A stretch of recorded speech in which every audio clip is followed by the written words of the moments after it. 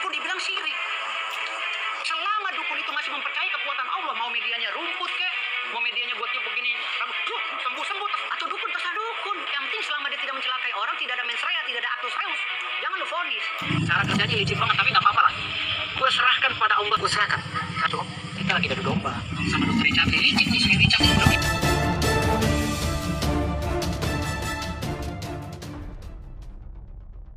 Firdaus Oiwobo, kuasa hukum Persatuan Dukun se-Indonesia, sindir pengacara kondang Hotman Paris. Firdaus Oiwobo menyebut pengacara kondang Hotman Paris bicara kurang pas saat membela pesulap merah Marcel Radival. Firdaus Oiwobo menyampaikan hal tersebut menyusul peluang Hotman Paris menjadi kuasa hukum pesulap merah.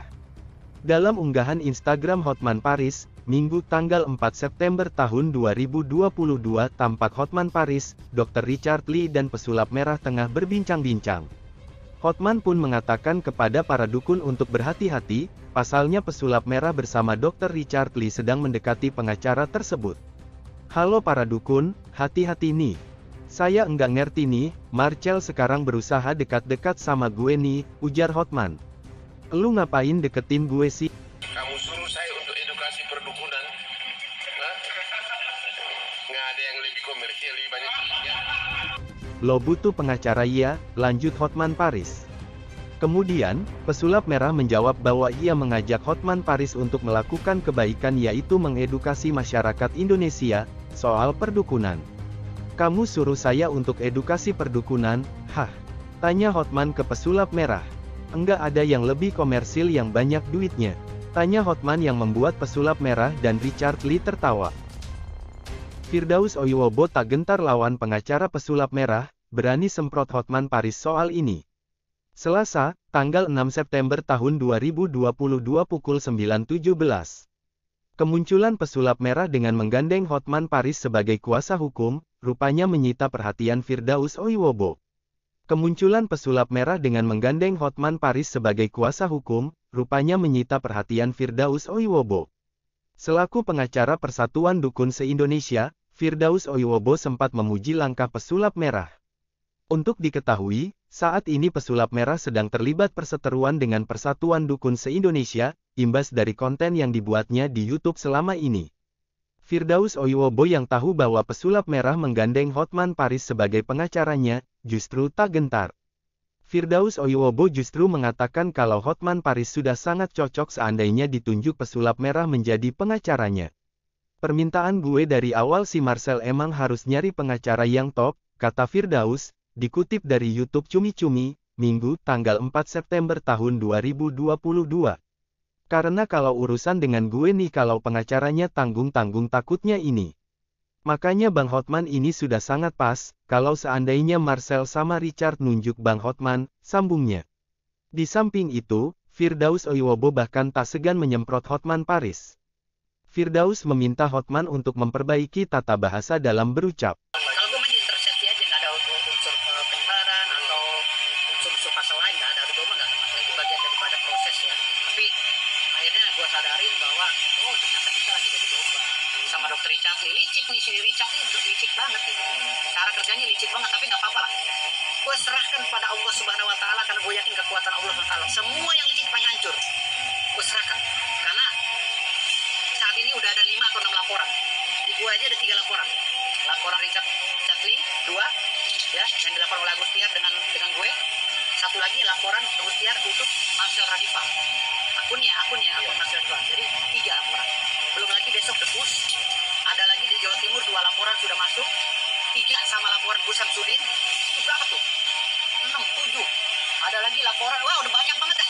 Makanya gue bilang, wallahi demi Allah demi Rasul, sumpah gue minta sama Allah. Mudah-mudahan orang yang licik hancur. Gue nggak tahu kelicikan, gue nggak tahu cara-cara licik. Tapi kalau orang licik, insya Allah hancur. Oke, jadi kan salah satu platform itu melaporkan Marcel Radival ya Bang ya. Baru saja ini terlihat nih di Instagram. Seperti dia merapat ke Bang Hotman. Iya, Bang Hotman, gue sih ya selama dia membutuhkan pengacara nggak apa-apa. Namanya kan Bang Hotman ini kan juga seorang lawyer yang memang kita nggak sangsikan lagi lah untuk menangani masalah ini. Dan memang permintaan gue dari awal si si Marcel emang harus nyari pengacara yang top gitu loh, karena kalau urusan dengan gue ini, kalau pengacara yang tahun-tahun takutnya ini gitu loh. Makanya si Bang Hotman ini udah sangat pas nih. Udah sangat pas kalau seandainya Marcel sama si Richard ini menuju Bang Hotman, sangat pas banget gitu. Karena biar gue bisa belajar sama Bang Hotman gitu. Namun karena ini jadi edukasi sesat nanti, udah Marcel dan rivalnya sesat ya kan, si Richardnya juga sama, ntar Hotman pengacaranya juga sesat juga, jadi semua jadi ikut sesat. Jadi tolong jangan sesat, jangan menyesatkan apa sih, hukum di tengah masyarakat. Kalau gue belepotan nggak masalah ya, karena gue ini istilahnya juniornya, ini udah senior, udah ini dan dia kurang apa, tapi ngomong belepotan gitu jadi kurang pas gitu. Tolong Bang Hotman ya, kalau jadi pengacaranya Marcel di Penata, tolong dipas-pasin lah bahasa, biar yang lainnya punya pembelajaran tentang tata bahasa yang baik, profesional dan profesional. Ya sebenarnya nih masih indikasi belaka gitu kan, bahwa Marcel akan menggait Oh ini bukan indikasi kalau menurut saya. Indikasi. Bang Hotman Paris ini bukan indikasi, dia udah masuk dalam ranah kuasa. Karena dia ikut ngomong kok, halo para dukun. Nah, ini tidak ada dukun di Indonesia di undang-undang. Ini dia udah ngomong, berarti kan dia udah masuk dalam ranah kuasa kan gitu. Kalau dia tidak ada kuasa, ngapain dia ngomong dalam kontestasi ini kan gitu. Tapi ada gak sih Bang sebagai pengacara junior, lebih junior daripada Bang Hotman gitu, lawan sekaligus Hotman Paris. Abang ada rasa takut atau apa? Kan saya dibilang selama saya masih megang kuasa, jangankan Hotman, bulldozer aja setabrak, apalagi Hotman gitu loh. Selama saya masih megang kuasa, officium nobile pengacara itu gak boleh takut pada siapapun. Itu apa sih, jabatan paling terhormat pengacara itu. Bahkan saking terhormatnya sama sejajarnya dengan institusi negara. Perumpamannya adalah jenderal. Jenderal itu tidak sejajar dengan pengacara, tapi institusinya sejajar dengan salah satu pengacara di Indonesia. Bayangkan, itu makna daripada officium nobile. Makanya lu nggak ada rasa takut kalau sampai mana, ngapain takut gitu loh. Yang penting kita sesuai dengan rule-nya. Jadi artinya di sini apa yang diucapkan oleh Bang Hotman tadi, bilang dukun nggak ada, itu analoginya kemana gue bingung gitu. Terus ada lagi dia bilang dukun itu di dalam undang-undang, dan dukun tidak masuk dalam undang-undang katanya gitu. Sementara dia bilang lagi di menit berikutnya dia bilang dukun itu sedang dibahas, dukun santet itu sedang dibahas di RKUHP. Gue bingung jadi nih, katanya dukun nggak masuk dalam undang-undang gitu loh. Terus beberapa menit kemudian dia bilang dukun itu sedang dibahas di RKUHP. Makanya gue bilang nih Bang Hotman, jangan banyak piknik Bang, tolong Bang, jangan banyak piknik ya, tolong. Jadi jangan memalukan gitu loh Bang Hotman, banyakkan piknik akhirnya ngaco gitu ya. Bang Daus, cuman Bang Hotman juga sempat mention tentang yang bahwasanya orang yang mengaku bisa santet atau dukun santet aja itu udah terkena pasal gitu ya kan, apalagi orang yang ngaku dukun di luar sana. Nah, tanggapan Bang Daus sendiri siapa? Itu betul, dalam RKUHP tidak disebutkan secara eksplisit ya tentang dukun tersebut atau dukun santet tersebut ya, tetapi di situ membahas tentang sanksi pidana apabila melakukan kegiatan supranatural dan merugikan orang hingga orang itu cacat, sakit dan meninggal. Itu dalam RKUHP itu sudah dicatat. Tidak secara eksplisit, tidak dituliskan bahwa itu dukun santet, tidak ada tulisan santet atau dukun, tidak ada. Tetapi masyarakat yang melakukan kegiatan supranatural yang berkaitan dengan supranatural hingga merugikan orang itu akan.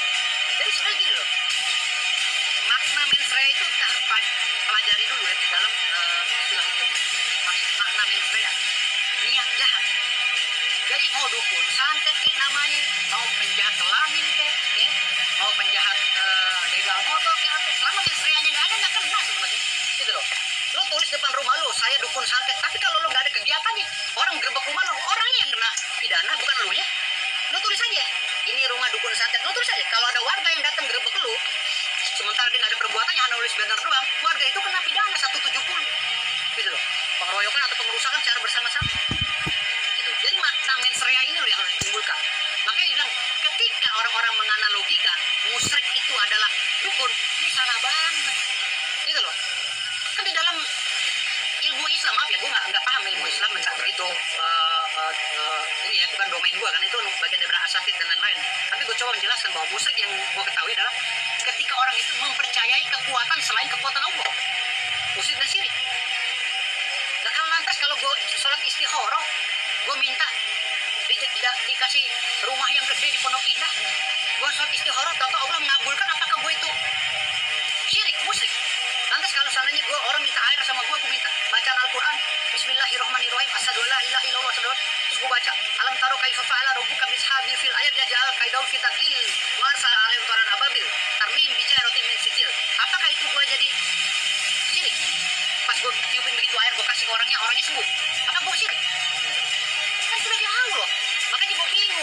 kok dukun dibilang syirik? Selama dukun itu masih mempercayai kekuatan Allah, mau medianya rumput kek, mau medianya buat tiup begini, kamu sembuh terserah dia. Maaf lo jadi ini bahan ini bahan. Gak apa itu lo tenar, gitu loh. Mau gue pakai apa kek, terserah gue, gitu loh. Atau dukun terserah dukun. Yang penting selama dia tidak mencelakai orang, tidak ada mens rea, tidak ada actus reus, jangan lo vonis. Karena rombongan si Marcel CS ini sekarang ditambah sama Bang Hotman Paris, ini mau vonis gitu loh. Kok berani memvonis? Itu juga salah satu kayak pernyataan abang tadi itu salah satu pernyataan yang menguatkan pernyataan abang sebelumnya yang mengatakan orang yang tidak percaya dukun seadatnya batal. Ya kan gue bilang begitu, orang yang tidak percaya dukun seadatnya batal. Waktu itu kan pernah gue jelasin waktu gue makan sama bini gue sehingga jadi viral kan. Padahal video itu gue langsung hapus, kok tahu ada yang ngambil, tapi nggak apa-apa lah, itu nggak ada masalah. Tapi pernyataan gue pada saat itu, orang yang percaya dukun itu batal karena di dalam kamus besar bahasa Indonesia dijelaskan dukun itu adalah supranatural yang berkaitan dengan goib, yang mempercayai hal yang goib. Lantas kalau lo bersahadat, asyhadu alla ilaha illallah wa asyhadu anna muhammadar rasulullah, kan aku bersaksi bahwa Tuhan adalah Allah adalah Tuhanku, dan aku bersaksi Muhammad adalah Rasul. Syahadat tauhid dan syahadat Rasul digabung jadi satu, jadi satu. Saya itu bersaksi bahwa gue percaya ada Allah karena Rasul pernah menghadap Allah, gitu, melalui jalan Isra Mi'raj walaupun tidak bertemu langsung, gitu kan, walaupun tidak bertemu langsung dengan Allah, mungkin dia dapat dari wahyunya atau apanya, dari perjalanan Isra Mi'raj atau apa gitu. Nah, itu ustadz yang bisa menjabarkan secara detail. Maka itulah yang analogi yang gue bilang, kalau lo gak percaya dukun berarti gak percaya goib. Karena goib itu ada dua, goib mutlak dan goib biasa. Goib mutlak itu yaitu hari kematian kita kapan, itu goib mutlak. Allah itu apa, itu goib mutlak, ya kan. Hari rezeki kita, hari apes kita kapan, itu goib mutlak. Tapi kalau goib yang tidak mutlak itu setahu gue yang bisa kita lihat dengan akal pikiran yang nyata, mata kasat mata. Gue tahu, cuman Marcel juga kemarin sempat ada statement. Ini minta tanggapan aja. Statement bilang bahwasanya pasal 1 dalam Pancasila itu adalah ketuhanan yang Maha Esa, bukan kedukunan yang Maha Sakti atau yang Maha Esa. Menurut Komar Dawson sendiri seperti apa? Iya, dia sempat menyinggung, sampai menyinggung Pancasila juga. Dia ngapain percaya sama dukun? Karena kan Pancasila yang pertama adalah ketuhanan yang Maha Esa. Ini yang gue bilang tadi, ini bacanya, ini bahasa mereka ini udah kayak nasi uduk, ngerti nggak? Jadi gue bingung, dari kemarin tuh gue ngejelasin lagi kan. Jadi Marcel ini ngoceh kayak orang mabuk sabu ya kan, habis minum air sabu 1 galon, dia ngoceh gitu loh. Gue bingung, jadi gue cara menjabarkan pernyataan Marcel yang kecil-kecil ini kan bingung. Pernyataan ini simpel, tapi membahayakan orang yang tidak nanggep gitu. Akhirnya orang memukul rata gitu.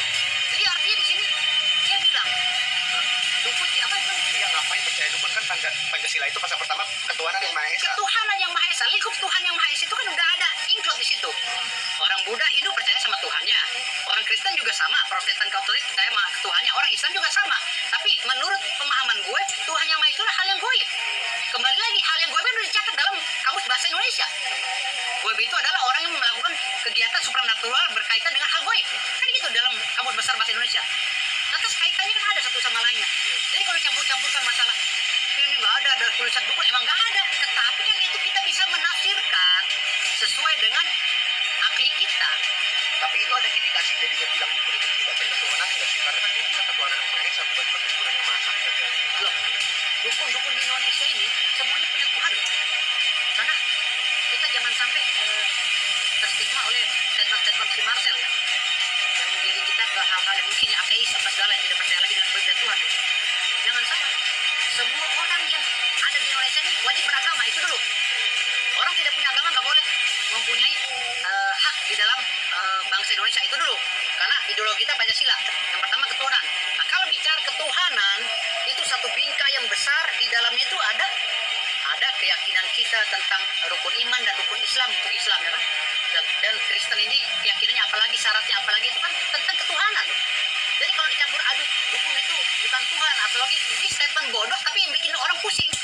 Kita takut yang nerima ini omongan-omongan atau pleset-plesetan dari si Marcel ini, takutnya nggak mempan, nggak kuat nampung otaknya, sehingga diterimanya secara mentah, ujung-ujungnya dikeluarkannya secara negatif gitu. Itu yang tadi bilang tadi, dukun itu syirik musik. berlaku di umat beragama Islam, ya kan? Sementara dukun ini kan banyak dari umat agama lain juga, dari kalangan agama-agama lain banyak yang dukun. Apakah dia kena syirik? Nggak kena kan?